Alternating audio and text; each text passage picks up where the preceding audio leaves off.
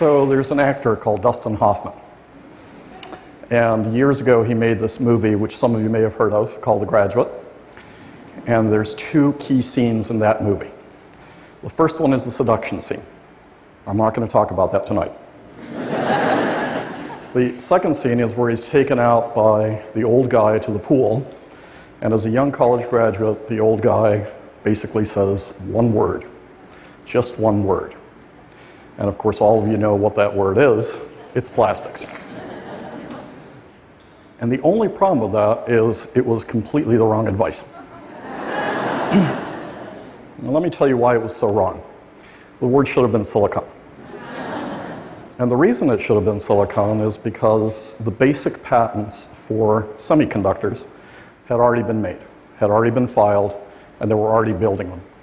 So Silicon Valley was just being built in 1967 when this movie is released. And the year after the movie is released, Intel is founded.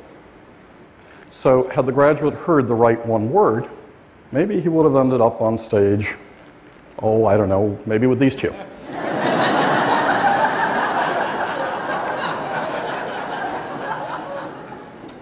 So as you're thinking of that, let's see what bit of advice we might want to give so that your next graduate doesn't become a Tupperware salesman. So in 2015, what word of advice would you give people? When you took a college graduate out by the pool and you said one word, just one word, I think the answer would be life code. So what is life code? Life code is the various ways we have of programming life. So instead of programming computers, we're using things to program viruses or retroviruses or proteins or DNA or RNA or plants or animals or a whole series of creatures. And as you're thinking about this incredible ability to make life do what you want it to do, what it's programmed to do, what you end up doing is you end up taking what we've been doing for thousands of years, which is breeding, changing, mixing, matching, all kinds of life forms, and we accelerate it. And this is not something new. This humble mustard weed has been modified so that if you change it in one way, you get broccoli. And if you change it in a second way, you get kale. And if you change it in a third way, you get cauliflower. So when you go to these all-natural organic markets, you're really going to a place that people have been changing the life code of plants for a long time. The difference today, to pick a completely politically neutral term, is we're beginning to practice intelligent design. And that means that instead of doing this at random and seeing what happens over generations, we're inserting specific genes, we're inserting specific proteins, and we're changing life code for very deliberate purposes. And that allows us to accelerate how this stuff happens. Let me just give you one example. Some of you occasionally might think about sex. And we kind of take it for granted how we've changed sex. So we think it's perfectly normal and natural to change it. And what's happened with sex over time is normally sex equals baby, eventually. But in today's world, sex plus pill equals no baby. And again, we think that's perfectly normal and natural, but that has not been the case for most of human history. And it's not the case for animals. And what it does is it gives us control so sex becomes separate from conception. And as you're thinking of the consequences of that, then we've been playing with stuff that's a little bit more advanced, like art. Not in the sense of painting and sculpture, but in the sense of assisted reproductive technologies. Right? So what are assisted reproductive technologies? Assisted reproductive technologies are things like in vitro fertilization. And when you do in vitro fertilization, there's very good reasons to do it. You know, sometimes you just can't conceive otherwise. But when you do that, what you're doing is you're separating sex, conception, baby. So you haven't just taken control over when you have baby, you've separated when the baby and where the baby's fertilized. So you've separated the baby from the body, from the act. And as you're thinking of other things that we've been doing, think about twins. So you can freeze sperm, you can freeze eggs, you can freeze fertilized eggs. And what does that mean? Well, that's a good thing if you're a cancer patient. You're about to go under chemotherapy or you're about to go under radiation. So you save these things, you don't irradiate them. But if you can save them and you can freeze them and you can have a surrogate mother, it means that you decouple sex from time.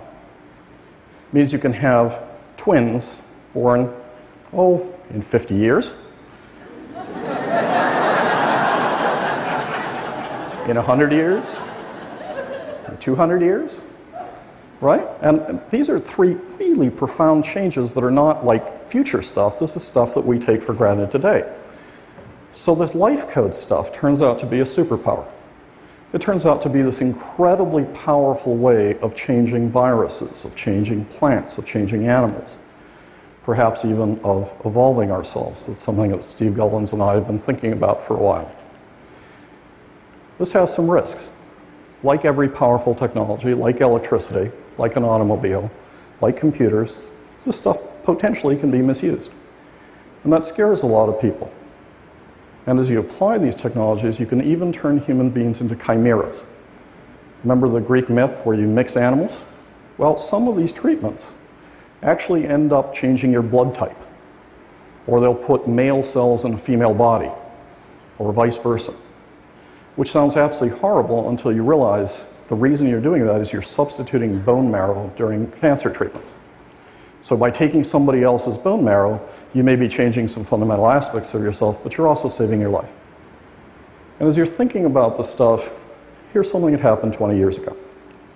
So this is Emma Ott. She's a recent college admittee. She's studying accounting. She played 2 varsity sports. She graduated as a valedictorian. And that's not particularly extraordinary, except that she's the first human being born to 3 parents. Why? Because she had a deadly mitochondrial disease that she might have inherited. So when you swap out a third person's DNA and you put it in there, you save the lives of people. But you also are doing germline engineering, which means her kids will be, if she has kids, will be saved, and won't go through this, and her kids will be saved, and their grandchildren will be saved, and this passes on. That makes people nervous. So 20 years ago, the various authorities said, why don't we study this for a while? And there are risks to doing stuff, and the risks to not doing stuff, because there were a couple of dozen people saved by this technology, and then we've been thinking about it for the next 20 years. So as we think about it, as we take the time to say, hey, maybe we should have longer studies, maybe we should do this, maybe we should do that, there are consequences to acting, and there are consequences to not acting. Like curing deadly diseases, which, by the way, is completely unnatural, right? It is normal and natural for humans to be felled by massive epidemics of polio, of smallpox, of tuberculosis. When we put vaccines into people, we are putting unnatural things into their body because we think the benefit way outweighs the risk. Because we've built unnatural plants, unnatural animals, we can feed about 7 billion people. We can do things like create new life forms. And as you create new life forms, again, that sounds terribly scary and terribly bothersome until you realize that those life forms live on your dining room table. Those flowers you've got on your dining room table, there's not a lot that's natural about them. Because people have been breeding the flowers to make this color, to be this size, to last for a week. You don't usually give your loved one wildflowers because they don't last a whole lot of time. What all this does is it flips Darwin completely on his head.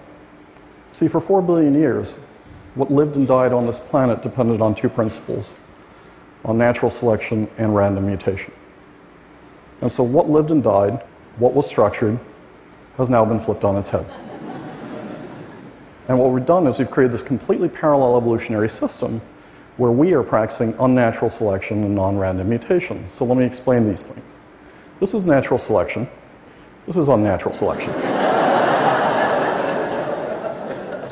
So what happens with this stuff is we started breeding wolves thousands of years ago in Central Asia to turn them into dogs. And then we started turning them into big dogs, and we started turning them into little dogs.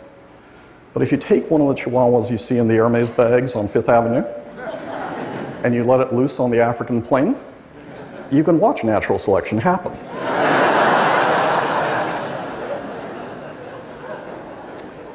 Few things on earth are less natural than a cornfield. Right? You will never, under any scenario, walk through a virgin forest and see the same plant growing in orderly rows at the same time, nothing else living there. When you do a cornfield, you're selecting what lives and what dies. And you're doing that through unnatural selection. And it's the same with a wheat field. It's the same with a rice field. It's the same with a city. It's the same with a suburb. In fact, half the surface of Earth has been unnaturally engineered so that what lives and what dies there is what we want, which is the reason why you don't have grizzly bears walking through downtown Manhattan. How about this random mutation stuff? Well, this is random mutation. This is Antonio Alfonseca. He's otherwise known as the Octopus, is his nickname. He was the relief pitcher of the year in 2000.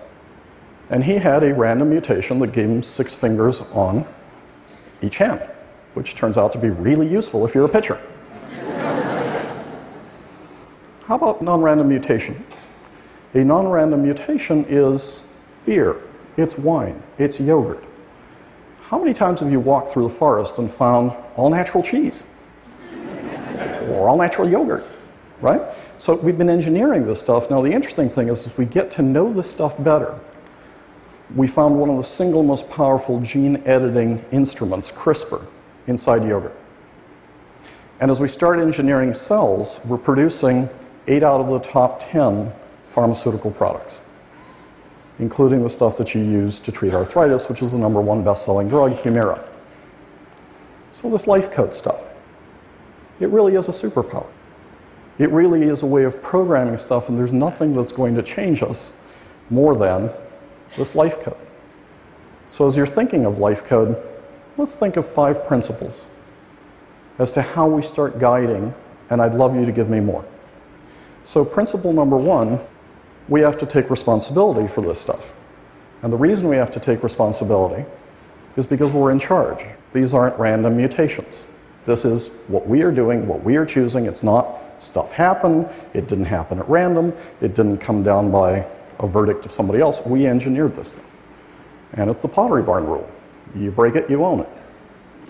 Principle #2, we have to recognize and celebrate diversity in this stuff. There have been at least 33 versions of hominids that have walked around this earth. Most all of them went extinct except us. But the normal and natural state of this earth is we have various versions of humans walking around at the same time, which is why most of us have some Neanderthal in us, some of us have some Denisova in us, and some in Washington have a lot more of it. Principle #3, we have to respect other people's choices. Some people will choose to never alter. Some people will choose to alter all. Some people will choose to alter plants but not animals. Some people will choose to alter themselves. Some people will choose to evolve themselves. Diversity is not a bad thing. Because even though we think of humans as very diverse, we came so close to extinction that all of us descend from a single African mother, and the consequence of that is there's more genetic diversity in 55 African chimpanzees than there are in 7 billion humans. Principle #4. We should take about 1/4 of the earth and only let Darwin run the show there. It doesn't have to be contiguous, it doesn't have to all be tied together. It should be part in the oceans, part on land, but we should not run every evolutionary decision on this planet. We want to have our evolutionary system running, we want to have Darwin's evolutionary system running. And it's just really important to have these 2 things running in parallel and not overwhelm evolution.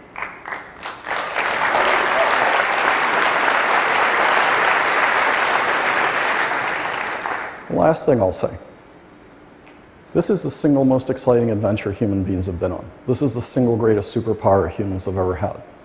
It would be a crime for you not to participate in this stuff because you're scared of it, because you're hiding from it. You can participate in the ethics, you can participate in the politics, you can participate in the business, you can participate in just thinking about where medicine is going and where industry is going and where we're going to take the world. It would be a crime for all of us not to be aware when somebody shows up at a swimming pool and says one word, just one word, if you don't listen, if that word is life code. Thank you very much.